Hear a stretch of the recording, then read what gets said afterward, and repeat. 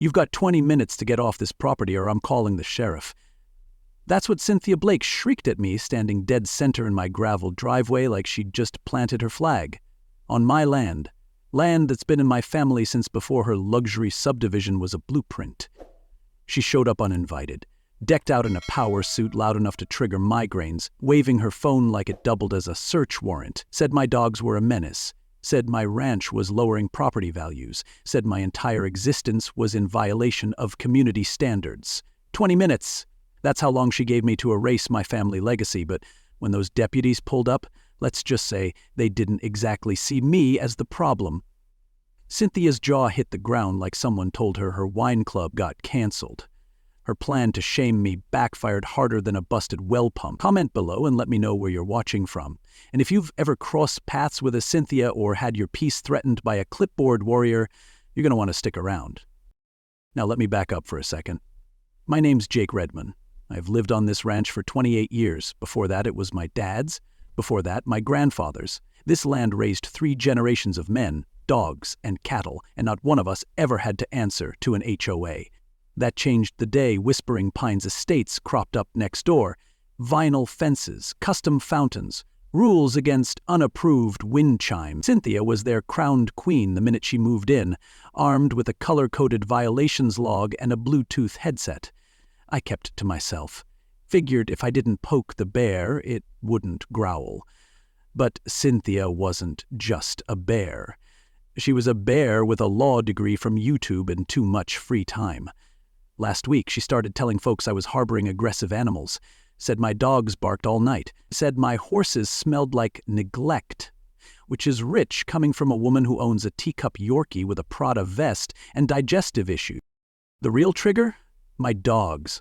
Rex, Duke, Bella, and Scout. All trained for canine work. I used to train service animals for the sheriff's department. Still do on the side. Cynthia saw them sitting obediently at my whistle and decided they were a threat to the HOA's image. Your animals are dangerous, she told me, backing away like one of them was about to lunge for her handbag. I gave a short whistle, and they sat in formation, like soldiers reporting for duty. Cynthia fumbled for her phone, mashing the screen like it owed her money. "This is being reported," she hissed. "Every neighbor will know what kind of threat you really are." 10 minutes later, my phone was blowing up with texts. Sophie from the bakery said she saw Cynthia's post. Eleanor, who's lived next door for years, messaged, "She's at it again, Jake, be careful." But sprinkled between the warnings were neighbors I barely knew, commenting things like, "This man needs to be dealt with," and "Why hasn't animal control stepped in?" Right about then, a sheriff's cruiser pulled into the driveway. The young deputy, barely out of training, stepped out like he was approaching a hostage situation. I kept my tone level, explained everything, even pulled out a printed map of the property lines, laminated and dated. I've dealt with enough bureaucracy in my life to know that paper trumps panic. I ran Rex through a few drills. Heel, sit, retrieve, stay. The deputy eased up. Once he realized the only thing my dogs were aggressive toward was untrained obedience. "Looks like everything checks out, sir," he mumbled, already side-eyeing Cynthia, who was filming from her luxury SUV like she was producing her own crime series. No citation, no charges, just another wasted afternoon and a whole lot of damage to my name in the neighborhood gossip loop. That night, Sophie dropped by with a box of lemon bars and a worried look. "Jake, you're trending on the community page," she said, half laughing, half fuming. "Some folks are calling for a town vote to investigate you." I shook my head and opened a beer. "She's not just dramatic," I said. "She's strategic. Cynthia wasn't coming at me because of dogs or smells or fences. She had a plan, a deeper one. And when I checked my email later that night, there it was. A message from a Derek Langford, big-out developer sniffing around our county lately. Subject line, regarding the future of your property. Timing like that isn't a coincidence.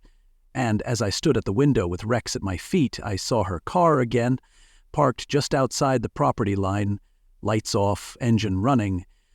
When she caught me watching, she smiled, the kind of smile that doesn't mean nice to see you. It means, "You're next." The next morning, I was out back replacing a busted fence post when a black Cadillac pulled up like it was scouting for oil. Out stepped Derek Langford in a suit that screamed money and hair so slick it could have waterproofed my barn roof. He strutted toward me like a man who'd never had a real callus in his life.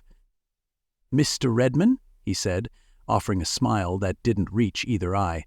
"I'd like to discuss a business opportunity." That's always how it starts, with that oily phrase and a handshake that feels like a contract you didn't sign. He didn't waste time. "I represent Whispering Pines Development Group. We'd like to purchase your ranch. Fast close, no inspections, $200,000 cash." 200 grand? For land that appraises just shy of $1 million? I nearly dropped my hammer from laughing. Folks don't offer you a quarter of your worth unless they think you're already halfway packed. You're being pushed. I asked him flat out, "You make a habit of lowballing folks, or is this just how you do old ranchers?" He gave a fake chuckle and said, "We're not trying to offend, just being realistic. You're having challenges with your neighbors. That can escalate." He even gave a look toward Cynthia's neighborhood like it was a wildfire I couldn't outrun. That's when it hit me. He wasn't just offering a bad deal, he was setting up a warning. Wrapped in courtesy, dressed in cologne. I looked around my land, breathed in the pine and dust, the scent of the old cedar barn. My father built that barn after he came back from Vietnam. Said it helped steady his hands again. I helped him paint it. Hammered my first nail right there in the east wall. You can't buy that kind of history, not with cash, not with charm, and definitely not with a Cadillac. But folks like Langford don't see heritage, they see parcels, and when you say no, they just change tactics. Sure enough, 2 days after I told Langford to get off my land with his checkbook and condescending grin, the real storm rolled in. On paper. Sophie called me in a panic. "Jake, there's a petition going around. Says you've got code violations, aggressive animals, even that you've been threatening neighbors." I asked how many signatures. She said over 30. I asked how many of those people had actually been on my land. She hesitated. "I think 3, maybe 4. I drove to town, got my hands on the petition, and I'll tell you what, if fiction paid better, Cynthia could have made a living ghostwriting thrillers. Signatures from people who moved out months ago. A claim that Duke bit someone, who turned out to be a kid from 3 blocks away that he'd never met. And the best one? An accusation that I'd intimidated a senior citizen with a pitchfork. Only thing I'd waged that day was a rake, because her cat kept pooping in my garden. But in Cynthia's world, a raised eyebrow is assault, and a barking dog is terrorism. It was a setup, plain as day. Cynthia was turning the HOA into a weapon, not for safety, not for peace, but to clear the chessboard for Langford. I could feel it in my bones, same way you feel a thunderstorm in your knees. This wasn't a squabble about fences anymore. It was a land grab, quiet, coordinated, and dressed up in legalese. That night, I sat at the kitchen table, sorting through every fake complaint, every ridiculous HOA letter. Rex lay at my feet, eyes locked on the front gate like he was expecting something. And just as I was about to shut down my laptop, an anonymous email landed in my inbox. No subject line, no name, just one line. "Meet me behind the old feed mill tomorrow at 6. I know what they're doing to you." But then I looked at the name of the sender, one I didn't recognize, but the domain, it was from Langford's company. I didn't sleep that night, not because I was scared, but because something was shifting. The kind of shift you feel in your gut before a storm changes direction. Someone inside the enemy's camp wanted to talk, which meant they weren't just shady, they were desperate. And desperation, when mixed with money and power, doesn't just smell bad, it blows up. Part of me knew walking into that meeting was risky. Another part of me, the stubborn Redmond part, knew I wasn't walking away from a fight just because it got uncomfortable. You don't build a legacy by backing down, you build it by holding your line, especially when they tried to erase it behind your back. I saved the message, looked down at Rex, and said, "Guess we're going to the mill tomorrow, boy." His tail thumped once like he already knew, and in that moment, I did too. This war wasn't about dogs or fences anymore. It was about roots, and mine run deep. I pulled into the back lot behind the old feed mill just before 6. Engine idling, eyes scanning the shadows like I was back on a stakeout. The place had been abandoned since the co-op closed, but tonight it felt like the center of something big. A silver sedan rolled up slow, and out stepped a woman in a denim jacket, sunglasses even though the sun had dipped below the horizon. She looked around, cautious, but walked straight up to my truck. "Jake Redman," she asked. "I'm Tanya. I used to work for Langford." Her voice was steady, but her hands told the truth. They shook, just enough to make me nervous. Then she handed me a flash drive like it was made of uranium. "Everything's on here. Emails, payments, contracts." Cynthia's not just a busybody, she's on his payroll. 50 grand if she clears the 7 parcels that surround your ranch. I didn't speak right away. I was too busy counting just how many friends and neighbors that included. I plugged the drive into my old laptop that night, and let me tell you, watching that screen fill with PDFs, audio clips, and wire transfer receipts felt like opening a portal straight into the swamp. There were emails from Cynthia with subject lines like, "Pushing harder on 1047 Cedar," and "Got the Morrison family packed yet?" There was a spreadsheet of every homeowner she'd flagged as a nuisance, complete with notes like elderly, single mom, late on taxes, the people easiest to bully. Tanya wasn't kidding. This wasn't about neighbor complaints. It was a hit list. One entry, circled in red, read, "Redmond will require sustained pressure. Dogs, violations, public nuisance angle." I leaned back in my chair, eyes burning. Their whole empire was built on fake signatures and paper ghosts dressed up in board minutes and community memos. The worst part? Half the town was helping without even knowing it. That was the moment I stopped reacting and started recording. Every call, every conversation. I dug out an old pocket recorder I used back when I taught police canine units. Started logging timestamps, keeping notes. If they wanted to play dirty, I was bringing soap and a subpoena. I sent a few documents to Sophie. Didn't dump the whole drive yet, just enough to light a match. Within an hour, she was crafting posts with all the subtlety of a sledgehammer in a tea shop. No names, just truth. "Did you know your HOA dues might be helping certain leaders flip homes behind your back?" One post, and the town's private Facebook page lit up like a Christmas parade. I told her to keep it quiet, to post like she didn't know me. Let Cynthia squirm in her own uncertainty for once. Because when power people get nervous, they get loud. And when they get loud, they slip. Sure enough, the very next day, I got an invitation. Hand-delivered, no less. A pale blue envelope with gold trim, like a wedding invite from someone you hate. Inside was a single card. "Jake, let's talk. Just you and me. No lawyers, no board members, just neighbors. Cynthia." Now, I've seen a lot in my day. Crooked cops, shady judges, even a guy who faked his own death over parking tickets. But nothing chills you quite like a polite invitation from the person actively trying to destroy your life. I turned the card over. A time, a place, her backyard patio, neutral ground if you're a squirrel, hostile territory if you're a Redmond. I read it twice, then tossed it on the counter. That's when Rex stood up, ears perked, hackles raised, his body stiff, like he'd caught a scent I couldn't. He stared at the door, didn't growl, didn't bark, just watched. That dog's never wrong. I looked down at him and said, "You don't trust her either, huh?" His tail didn't wag.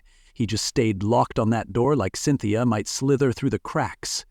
And in that moment, I knew whatever peace talk she was offering, it wasn't about peace. It was a move, a setup. But I also knew something else. You don't turn down the invitation when the queen finally comes to your board. You bring your notes, you wear your calm, and you sharpen your smile like a blade, because when the person who's been playing dirty suddenly wants to talk nice, it means your silence is louder than their noise, and it's starting to scare them. If this part hit home, or if you've ever felt outnumbered by the folks with money, power, or fake petitions, do me a favor, send this video to a friend who's dealing with something similar. Sometimes just knowing you're not alone is half the battle. And if you've got thoughts, drop a comment below. I'd love to hear what you think about this story so far. Cynthia called it an emergency neighborhood safety session, but let's be honest. It was an ambush wrapped in a PowerPoint. She scheduled it right in the middle of my usual dog training class time, knowing I'd have to cancel if I wanted to defend myself. The town center was packed when I walked in, folding chairs filled, projector humming, and Cynthia standing at the front in a red blazer so bright it could have doubled as a stop sign. The room buzzed with whispers, most of them aimed at me like I'd just wandered in from a wanted poster. I spotted Sophie and Eleanor near the back, trying to keep the energy calm, but we were outnumbered. Cynthia clicked her little remote like a general launching missiles and said, "We have a serious threat in our community, especially to our children." That was her opening line. No greeting, no context, just DEFCON 1 in a blazer. The projector lit up with a shaky video of dogs barking, lunging toward a group of figures. Gasp from the front row. "This," she announced, "was filmed near Mr. Redmond's property just last week." The footage was grainy, clipped at all the wrong places, and zoomed in just enough to erase context. It looked bad, until you looked closer. Those weren't kids. The setting was my training field. I recognized every step, every command. Cynthia had edited police canine training footage and repackaged it like I was running a dogfighting ring next to a daycare. She turned a service dog into a movie monster, then cried when people believed her script. I stood up, slow, heart pounding but voice steady. "That footage is 3 months old," I said, loud enough to cut the chatter. "Those are police cadets. That's controlled aggression training, and those dogs, they released on command every single time." Right on cue, Ryan Baxter stepped forward from the back, not in uniform but with his badge clipped to his belt. "I can confirm that," he said, holding up his phone. "I was in that training. I run digital forensics now, and what Mrs. Blake just showed you? That video's been doctored. Timestamps altered, audio stripped, frames removed." He turned to Cynthia, whose smile cracked like cheap plastic. "Do you know it's a crime to falsify public safety footage?" The room shifted like someone cracked a window. I saw heads turn, arms cross, people inching away from her like embarrassment was contagious. But she wasn't done. Cynthia pulled out her next trick. Tears. "I'm just trying to protect the neighborhood," she sobbed. "He's been threatening me. I'm scared to walk past his fence." That's when I pulled out my phone. "I record all my interactions now," I said, and tapped play. Her voice boomed out from the speaker. "You've got 30 minutes to pack up, or I'm calling the cops." Followed by her telling me, the HOA would file a nuisance petition so fast your dogs won't even have time to sit. The room went quiet. Then Eleanor, who'd never raised her voice above a library whisper, stood up and said, "She threatened to fine me for planting tomatoes too close to the sidewalk, and when I wouldn't cut down the tree my husband planted before he died, she called me a property value liability. That did it." Other voices joined in. One after another, folks I hadn't heard speak in years suddenly had stories about late-night letters, false violations, harassment in the form of smiley emails. Cynthia's kingdom was cracking, and the bricks were talking. After the meeting, I drove home with Rex riding shotgun, his ears perked, eyes scanning like he knew we weren't done. I pulled up to my gate, and something caught my eye. Tucked near the post was a bag, half hidden under weeds, a pair of latex gloves, a spray paint can, bolt cutters. My stomach tightened. These weren't leftover tools from a landscaper. These were sabotage supplies. I used a pen to lift the bag into a plastic bin and took it straight to Ryan. His face hardened as he dusted for prints. "We'll run this," he said. "But I've already seen this type of gear used in vandalism jobs tied to Langford contractors." The quiet part was getting louder now. Evidence was stacking, and the folks who'd treated this land like a chessboard were about to realize, some of us don't play games. We just defend home. Cynthia filed civil charges like she was placing a brunch order, calm, condescending, and completely convinced the waiter wouldn't spit in her mimosa. Defamation, emotional distress, public nuisance. She threw the book at me, along with a few chapters she clearly wrote herself. And let me tell you, she came to court dressed for a TV interview, not a trial. Black suit, conservative pearls, crocodile tears already loaded in the chamber. I walked in with Rex at my side, a binder full of evidence in my hand, and a calm that came from knowing the truth weighs more than theatrics. Cynthia's lawyer did all the usual HOA dance moves, painted me as unstable, dangerous, antisocial, called my dogs an uncontrolled pack, called me a threat to neighborhood tranquility, which I'll admit made Sophie snort loud enough to get a glare from the judge, but I didn't flinch. I just waited my turn. Then it was my time to speak, and we didn't just speak, we presented. First, the security footage. Crystal clear video of the sabotage tools being planted, complete with a man wearing a Langford construction hat. Then came the audio recordings. Cynthia threatening me with petitions, bragging about her connections, and my personal favorite, "We'll make him look like a domestic terrorist." I saw the color drain from her face like someone unplugged her power supply. But the highlight? Tanya's whistleblower emails. Projected right there in front of God, the court, and several of my more nosy neighbors. Payments. Plans. HOA manipulation in black and white. You could feel the air change. Cynthia tried to cry through it, of course. Claimed it was all doctored. Said I had deepfake capabilities, which, let's be honest, is hilarious. I can barely update my phone without Rex pawing the screen.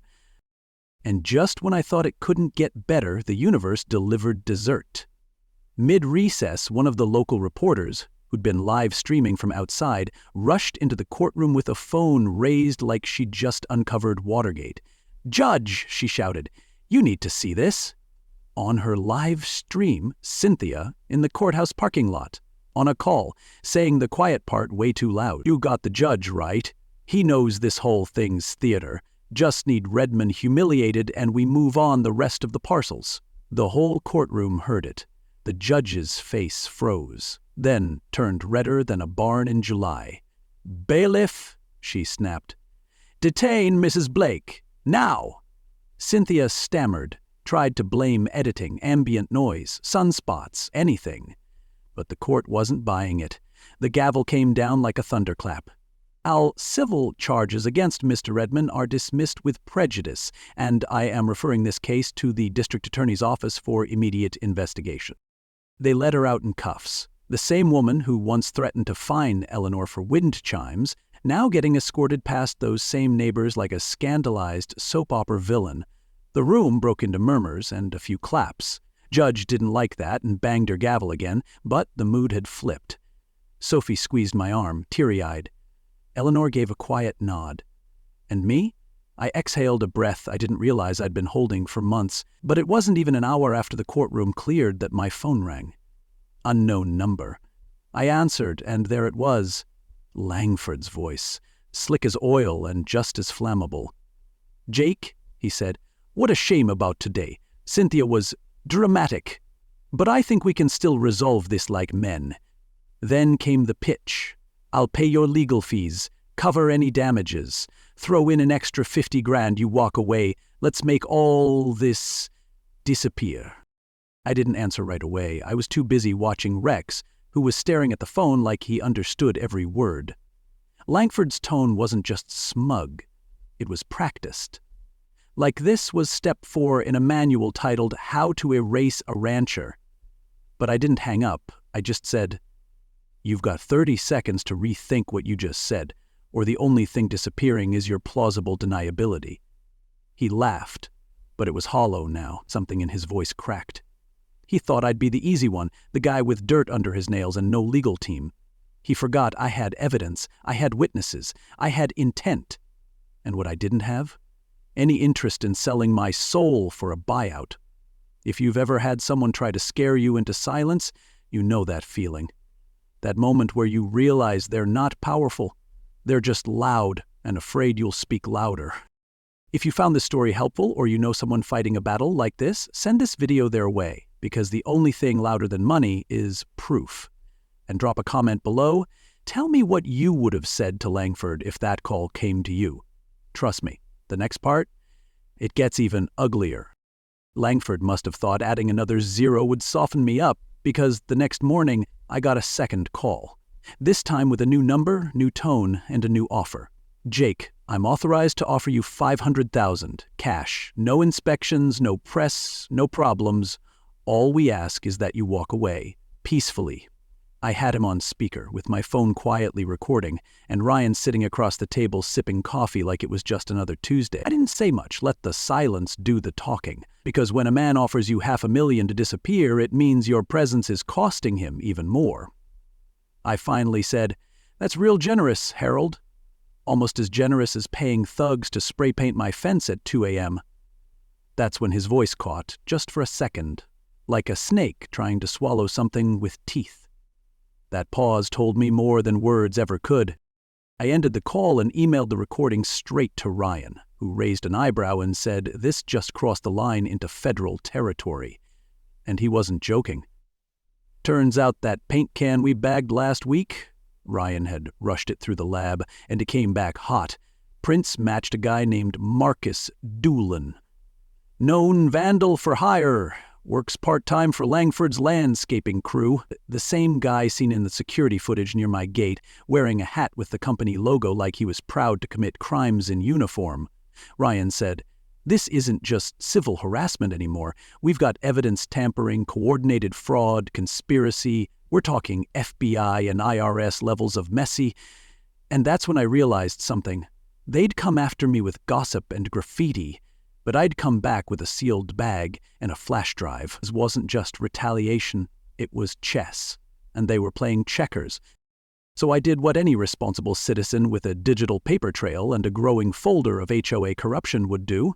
I printed, labeled, and packaged everything, from Tanya's thumb drive to Cynthia's email threats to Langford's recorded bribery pitch, and submitted it all to the local district attorney, the IRS tip line, and a federal contact Ryan used to work with.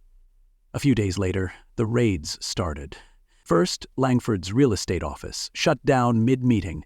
Then Cynthia's house. Agents walked out with boxes and a laptop shaped like a coffin. Sophie sent me a video of Cynthia being escorted to a car while yelling about her civil liberties and false persecution. I couldn't help but smile. They'd spent months trying to paint me as a villain, and now they were the ones scrubbing headlines off their reputations. Karma didn't just knock, it showed up with a badge and backup. That evening I stood out by the fence with Rex, watching the last light fall over the hills. For the first time in weeks, things were quiet. Not before the storm quiet, earned quiet. The kind that only comes when you've finally pushed back against the people who said you didn't have the power. And that's when I noticed it. An envelope on my porch.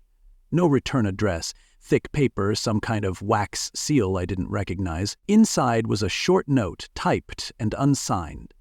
"Mr. Redmond, the land you protect holds more value than you know. We'll be in touch." That was it. No threat, no demand, just a sentence that read more like a warning or a promise. I looked over at Rex, who sniffed the envelope and let out a low growl, tail stiff. He didn't bark, but that sound meant one thing. We weren't done. "I don't know who sent the letter. I don't know what kind of value they're talking about. Historical, environmental, financial, maybe something else entirely. But when people start showing up without names and with seals instead of signatures, it means the game just changed again.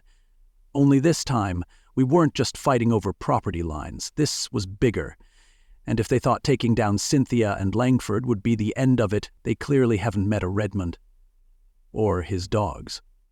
If you've made it this far, and you're still with me, do yourself, and someone you care about, a favor. Send them this story. Especially if they're standing alone against something that feels too big to fight.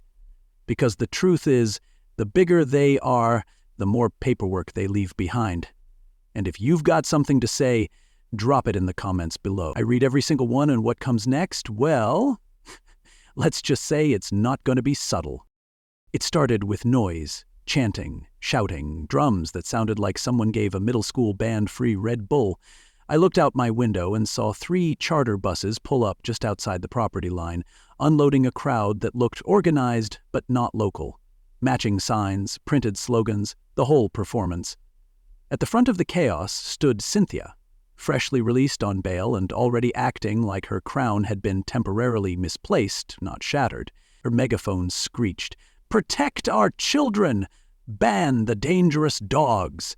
And like an orchestra following a delusional conductor, the mob surged toward my fence, waving signs like they were swatting flies. Rex stood beside me, muscles tense, eyes tracking every move. The kicker? A full camera crew filming the whole thing. They didn't come for truth, they came for content. And as if the day needed more drama, that's when I heard it. Metal clinking. I turned just in time to see someone fiddling with the latch on my horse gate. Before I could yell, they yanked it open and bolted, vanishing into the crowd. My horses, spooked by the shouting and flashes, bolted like they were being chased by lightning. Parents screamed, cameras turned, and Cynthia's smug expression lit up like a slot machine jackpot.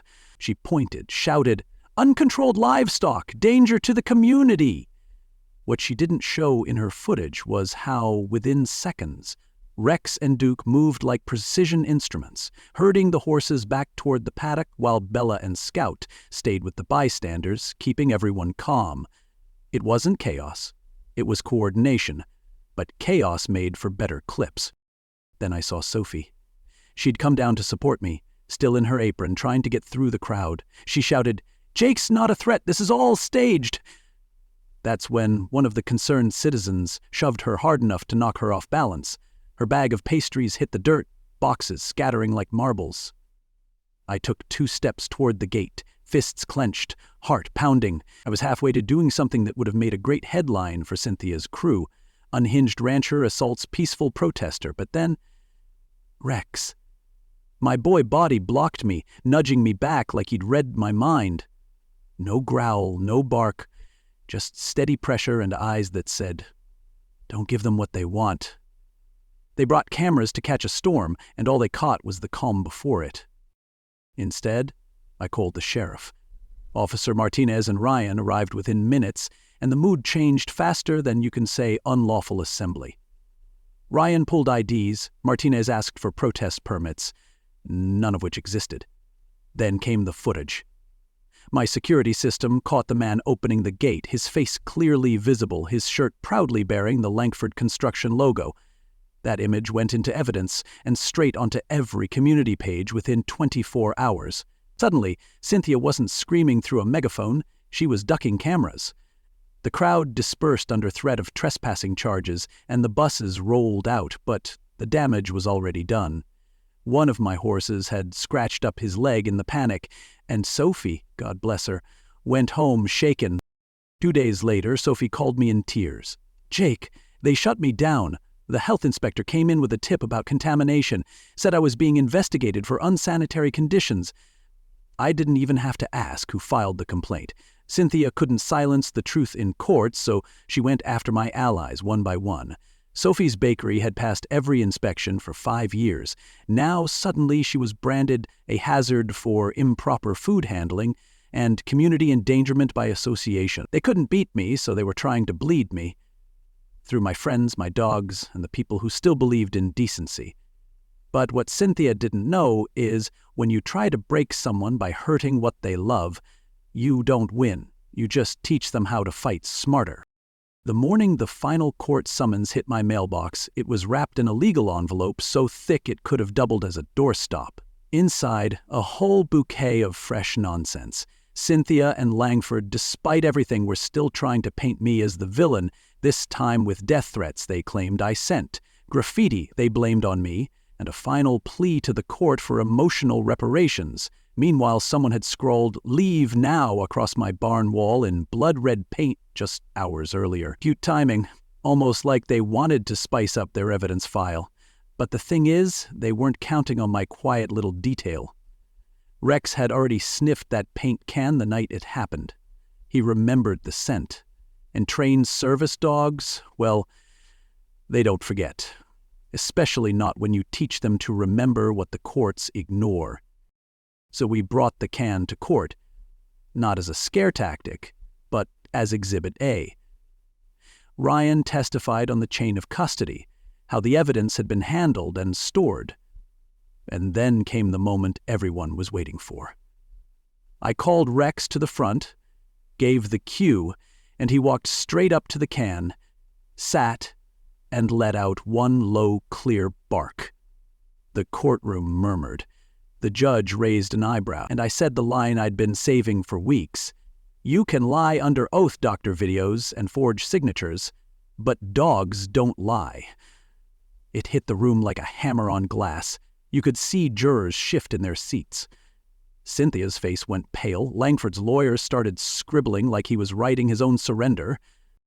The prosecution took it from there, laying out the financial records Tanya had provided, the video of Cynthia's parking lot confession, and security footage linking Langford's crew to every ounce of staged chaos. It wasn't a hearing, it was a demolition. Langford tried to claim it was all business strategy gone awry. Cynthia sobbed about being manipulated by powerful men.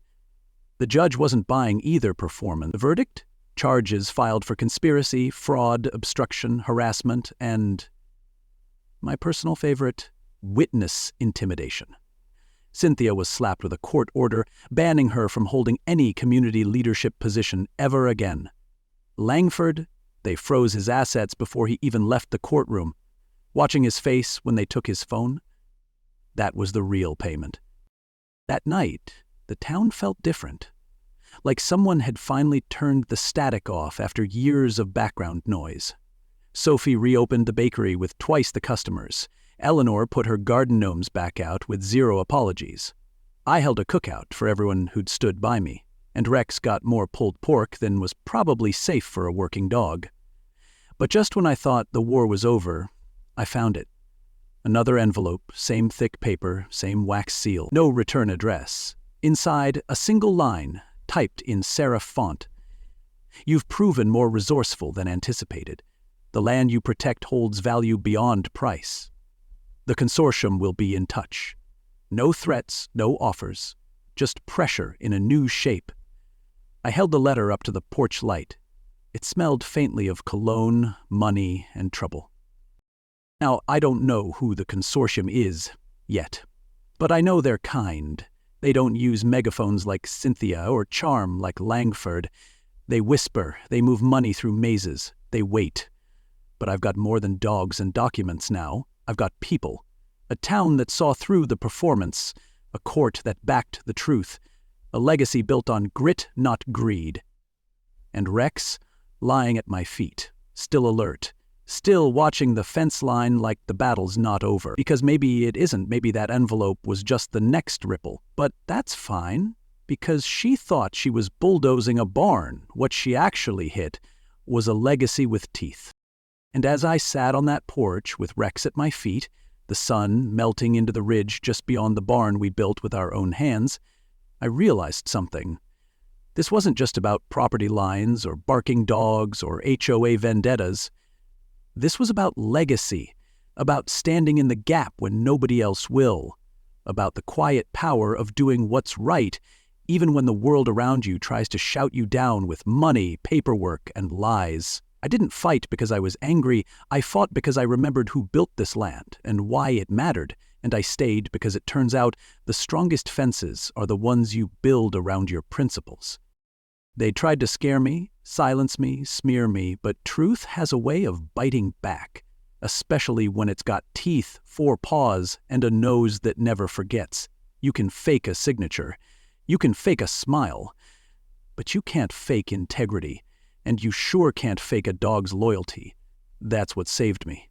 That, and the courage to keep documenting, to stay calm when they wanted chaos, and to never, ever let the loudest voice be the only one heard. If this story hit home for you, if you've ever had to stand alone or felt like the truth was buried under bureaucracy and bullies, then I hope this reminded you, you are not alone. You're stronger than they think. You're wiser than they expect, and when the dust settles, good people with receipts and resolve are the ones still standing. So, if you found something valuable in this story, something that made you think, feel, or even grit your teeth, send it to a friend who needs to hear it. Share the lesson. Let them know that the quiet fight is worth fighting. And if you've got something to say about this story, drop a comment below. I want to hear what resonated with you. And hey, if you don't want to miss the next story like this, make sure you like, subscribe, and hit that little bell. Because the next time someone thinks they can bulldoze over a legacy, we'll be right here, telling the kind of stories that remind folks just how wrong they are.